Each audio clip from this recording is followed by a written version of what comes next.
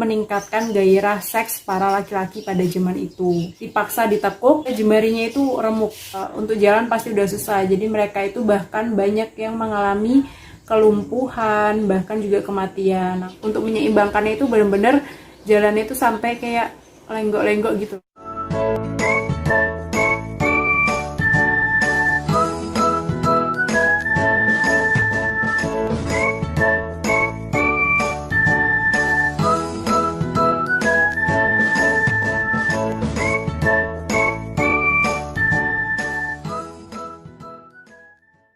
Hai guys, welcome back to Wistari Channel. Kali ini aku bakalan ngebahas tentang budaya. Jadi akhirnya salah satu konten budaya aku rilis juga. Jadi memang sebenarnya konten YouTube aku itu nggak cuma melulu bahas edukasi kesehatan, tapi juga akan ngebahas tentang budaya. Aku bakal ngebahas tentang budaya yang unik yang pernah ada di China.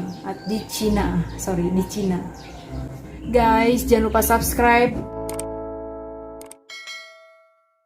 Nah, jadi sebenarnya tradisi ini udah ada di sebelum abad ke-20.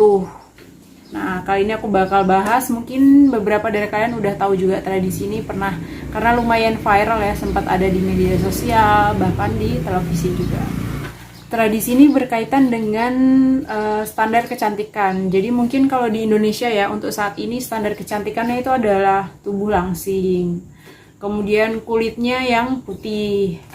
Kemudian bulu matanya sekarang standar kecantikannya itu yang lentik, yang tebal. Sampai sekarang ada tren eyelash extension, bulu mata palsu, kayak semacam itu.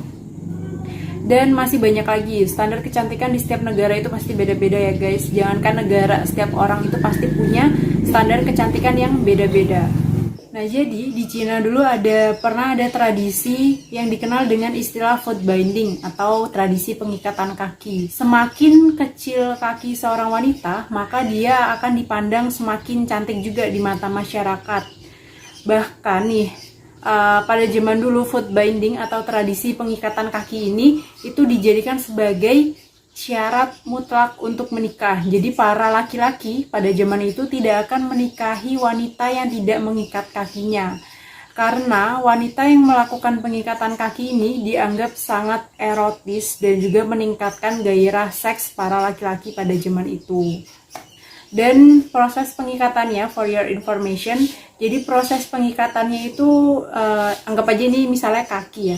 Jadi kaki dari seorang wanita itu dilipat, ditekuk gitu, dipaksa ditekuk, kemudian akan diberi sebilah bambu. Jadi ada beberapa cara ya. Yang paling sering dipakai itu yang pakai bambu, sebilah bambu, kemudian diikat menggunakan kain yang udah diberi tawas. Jadi biar nggak bau. Itu diikat, kainnya tuh panjang banget, diikat benar-benar digulung-gulung sampai erat banget, sampai sejumlah jemarinya itu remuk.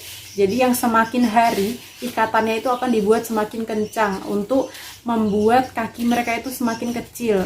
Dan parahnya lagi, mereka itu masih dipaksa untuk menggunakan sepatu dengan ukuran yang tidak sesuai atau ukuran sepatu yang lebih kecil lagi. Misalnya nih, ukuran kakiku kan misalnya 38.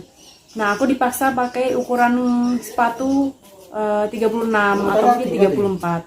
Nah, setelah semuanya selesai, kakinya tadi itu akan dipukul dengan palu kayu. Jadi untuk membuat si jemarinya tadi itu benar-benar kelipat gitu loh ke belakang. Jadi makanya kenapa jari jemari mereka yang melakukan foot binding itu akhirnya remuk, karena memang selain dipukul dengan palu kayu, mereka juga diikat amat sangat erat dan masih dipakaikan lagi sepatu yang amat sangat kecil. Jadi itu benar-benar sebenarnya tradisi yang lumayan mengerikan ya kalau buat aku itu, karena menyakiti para perempuan, apalagi itu dijadikan sebuah syarat mutlak untuk menikah. Jadi otomatis para orang tua itu akan mau nggak mau itu akan melakukan tradisi foot binding, karena kalau mereka nggak ngelakuin, anak mereka nggak akan dinikahin kan sama laki-laki.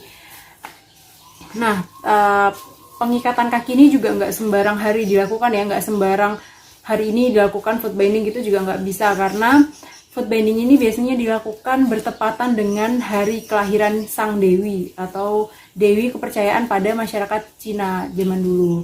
Selain hari yang ditentukan, mereka juga wajib memberikan seserahan. Misalnya yang paling terkenal itu adalah bola-bola ketan, kemudian menyalakan dupa, dan mengirimkan doa agar kaki yang diikat itu akan berbentuk sangat indah seperti bunga lotus atau bunga teratai.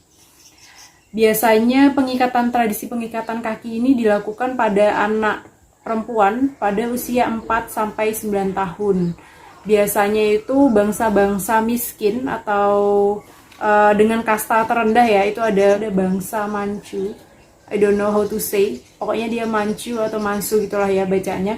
Dan juga kelompok migran HK itu bahkan mereka itu menghindari tradisi food binding ini karena mereka itu butuh anak-anak mereka untuk melakukan atau untuk membantu mereka di kebun ataupun di sawah, karena wanita yang telah diikat kakinya itu mereka akan menjadi wanita yang ketergantungan, mereka nggak bisa mandiri. Jadi kalau mereka udah melakukan pengikatan kaki, ya udah anak mereka nggak bisa bantu orang tuanya ke sawah, bahkan nggak bisa membantu pekerjaan sederhana sekalipun di dalam rumah, karena mereka yang melakukan foot binding itu kakinya kan udah remuk ya. Bayangin aja kalau kaki kita udah remuk, untuk jalan pasti udah susah. Jadi mereka itu bahkan banyak yang mengalami kelumpuhan, bahkan juga kematian. Namun sayangnya pada zaman itu hal itu udah dianggap wajar. Jadi memang ada pun yang meninggal karena ini, ya udah it's okay gitu, karena memang berarti cara dia salah, atau mungkin ketika mengirimkan doa atau melakukan tradisi pengikatan tadi itu salah dan lain sebagainya. Nah, untuk mengurangi resiko infeksi ini tadi, mereka juga sering ya melakukan perawatan pada kaki yang telah diikat, misalnya dengan memotong kuku, karena kan mereka tadi dipaksa gini ya, kayak benar-benar ditekan ke belakang. Nah itu kalau kukunya panjang kan bisa nusuk tuh hingga menyebabkan busuk, kemudian nekrosisnya itu jadinya infeksi. Karena mereka, kebayang nggak sih kita misalnya nih luka, terus kita pakai Hansaplast kan, misalnya kita pakai Hansaplastnya kekencengan aja, pasti itu akan ungu kan ya. Ini jari-jari kita gitu pasti kayak jadi ungu, kayak terus sampai kayak kebas gitu kalau kita terlalu kenceng. Nah itu kan akan, kalau dibiarkan terlalu lama itu bisa menyebabkan nekrosis atau kematian jaringan. Apalagi dengan mereka yang dibalut dengan kain yang panjang bermeter-meter itu pasti menimbulkan kematian jaringan hingga bau busuk karena ya udah mati jaringannya gitu. Makanya mereka pakai tawas biar mengurangi baunya itu. Panjang kaki rata-rata wanita dewasa di sana itu hanya sekitar 10-15 cm. Kebayangkan itu kecil banget. Dan panjang kaki yang sempurna, kaki yang dianggap golden lotus atau teratai emas, itu hanya sekitar 7,5 cm atau 3 inci. Jadi cuma sekitar segini ya guys. Kebayangkan itu kayak kaki bayi gitu loh, kecil banget.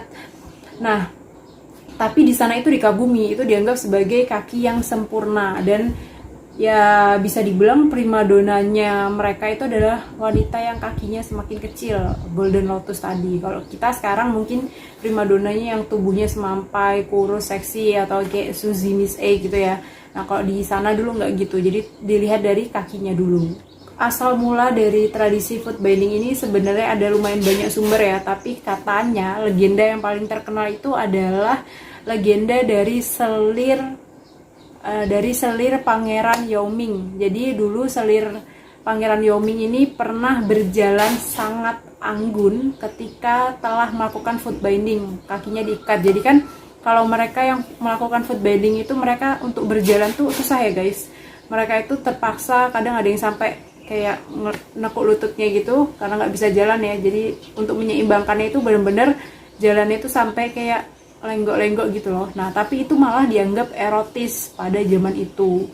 Makanya akhirnya banyak sekali laki-laki yang mengidolakan si selir ini, dan akhirnya tercetuslah tradisi foot binding untuk para wanita di seluruh daratan Cina itu tadi. Tapi akhirnya pada tahun 1985 komunitas-komunitas yang mengkecam atau yang menolak tradisi foot binding ini mulai bertumbuh nih, bahkan sampai ke negara lain. Jadi banyak banget komunitas yang menentang adanya foot binding karena memang dianggap tidak manusiawi ya, karena telah menghancurkan sisa hidup para wanita. Jadi emang kalau cewek udah ngelakuin food binding, ya udah seumur hidup dia ketergantungan, dia kesulitan beraktivitas dan lain sebagainya. Makanya mulai ditentang. Nah, akhirnya terbentuklah komunitas-komunitas anti food binding, hingga mereka itu membuat daftar orang-orang yang menentang food binding. Dan juga ada daftar orang tua yang tidak akan menikahkan anak laki-lakinya dengan perempuan yang melakukan foot binding atau pengikatan kaki. Jadi kalau dulu foot binding ini dijadikan sebagai tradisi mutlak yang harus dilakukan para wanita sebelum menikah. Nah, saat tahun 1985 itu tadi, mereka justru dilarang menikahkan anaknya dengan wanita yang di foot binding itu, sehingga para orang tua itu nggak perlu lagi khawatir nih bahwa nanti anaknya nggak akan ada yang nikahin lagi kalau nggak diikat kakinya, karena itu sudah tidak menjadi syarat mutlak untuk menikah. Akhirnya pada tahun 1911 melalui revolusi Sun Yat-sen, tradisi ini benar-benar dihapus. Jadi nggak ada lagi wanita-wanita yang diizinkan melakukan foot binding. Nah, gimana guys, kalau menurut kalian, apa pendapat kalian tentang tradisi foot binding ini? Apakah menurut kalian ini budaya yang perlu dilestarikan, atau memang sebenarnya ini adalah tradisi atau budaya yang perlu dihentikan atau perlu di stop? Tulis pendapat kalian di bawah ya.